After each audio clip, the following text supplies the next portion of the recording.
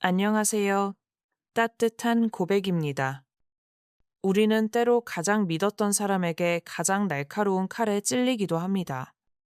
만약 그 칼을 쥔 사람이 매일 새벽 내 기도를 이끌던, 심지어 자신의 시계까지 벗어 헌금하던 교회의 영적 지도자라면 어떨까요? 오늘은 10년간 모은 피땀 어린 건축 헌금을 장로에게 모두 잃고 신앙에 큰 혼란을 겪어야 했던 한 50대 집사님의 아픈 고백을 나누려 합니다. 저는 인천의 한 오래된 동네에서 남편과 작은 분식집을 운영하는 50대 집사입니다. 제게 신앙은 삶 그 자체였습니다. 20년 전 정말 쌀 한 톨 살 돈도 없이 남편과 어린 아들 손을 잡고 이곳 인천으로 도망치듯 왔습니다. 그때 아무 조건 없이 방 한 칸을 내주고 굶지 말라며 쌀을 나눠준 곳이 바로 지금의 교회였습니다.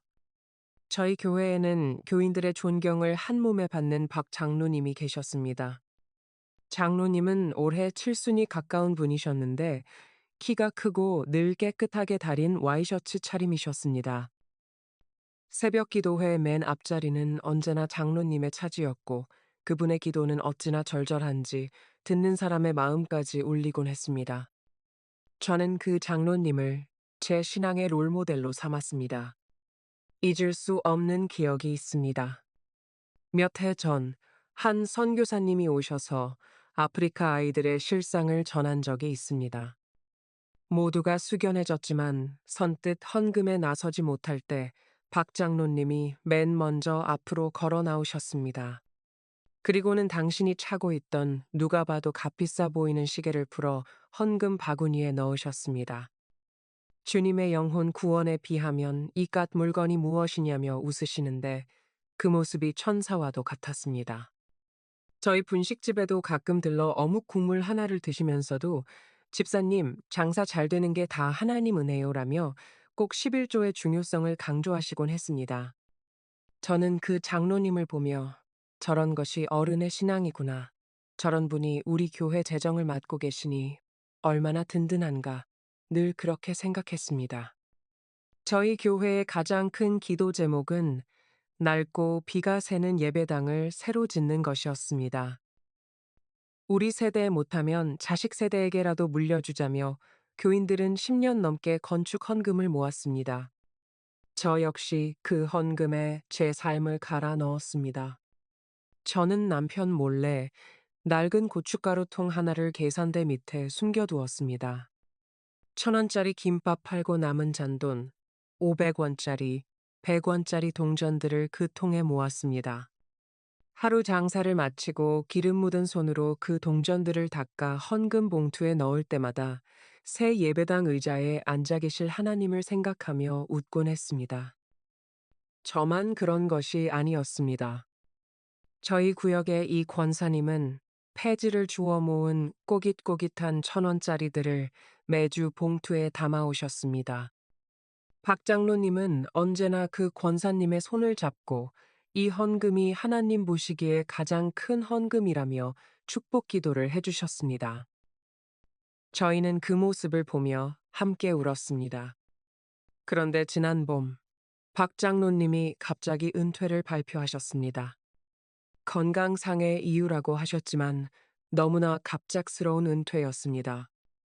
교인들은 눈물로 그분의 앞길을 축복하며 성대한 은퇴식을 치러드렸습니다. 은퇴식 날 장로님은 눈물을 훔치며 여러분이 제 가족입니다. 천국 갈 때까지 이 은혜 잊지 않겠습니다. 라고 말했습니다. 저희는 그 말이 진심인 줄로만 알았습니다. 문제는 한 달 뒤에 터졌습니다. 그날은 수요일 저녁 예배였습니다.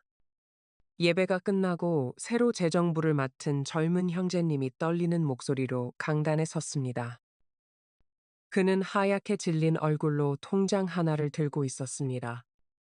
그리고는 마이크에 대고 말했습니다. 여러분, 건축 헌금 통장 잔액이 120만 원 남았습니다. 예배당은 얼어붙었습니다. 수억 원이 있어야 할 통장이었습니다. 누군가 그게 무슨 소리요? 하고 소리쳤습니다. 재정 형제는 울먹이며 지난 몇 년간 박 장로님이 주식 투자를 위해 돈을 빼내갔고 은퇴 직전 마지막 남은 돈까지 모두 인출해 갔다고 했습니다. 저는 그 소식을 듣고 분식집 의자에 주저앉아 한참을 일어날 수 없었습니다. 배신감에 온몸이 떨렸습니다. 어묵 국물 드시며 11조를 강조하던 그 목소리, 폐지 주운 권사님 손을 잡고 기도하던 그 거룩한 모습.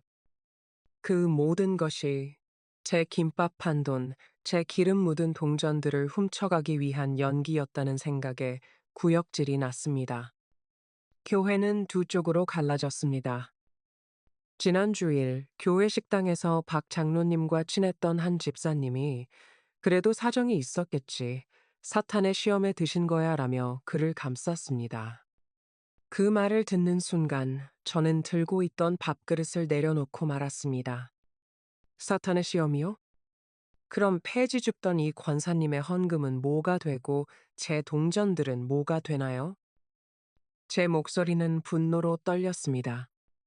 그날 이후 교회 식당에서는 아무도 밥을 같이 먹지 않았습니다. 박 장로님은 결국 교인들 앞에 나타나지 않았습니다. 변호사를 통해 작은 월세방 보증금을 뺀 자신의 전 재산이라며 얼마 되지 않는 돈을 보내왔을 뿐입니다. 그 돈은 우리가 잃어버린 헌금의 10분의 1도 되지 않았습니다. 저희 교회는 결국 성전 건축의 꿈을 접었습니다. 텅 빈 헌금 통장을 보며 많은 교인이 교회를 떠나갔습니다. 하지만 남편과 저는 아직 이 자리를 지키고 있습니다. 솔직히 고백하자면 저는 아직 그 장로님을 온전히 용서하지 못했습니다. 저는 아직도 가끔 제 고춧가루통에 동전을 넣었던 제 손을 생각하면 눈물이 핑 돕니다. 하지만 깨달은 것이 하나 있습니다. 저는 그동안 하나님이 아닌 시계까지 바치던 박 장로님이라는 우상을 믿고 의지했던 것입니다. 헌금은 하나님께 드린 것이지 장로에게 드린 것이 아니었습니다. 그 돈은 이미 제 손을 떠나 하나님의 것이었습니다. 장로님이 훔친 것은 제 돈이 아니라 하나님의 것이었습니다.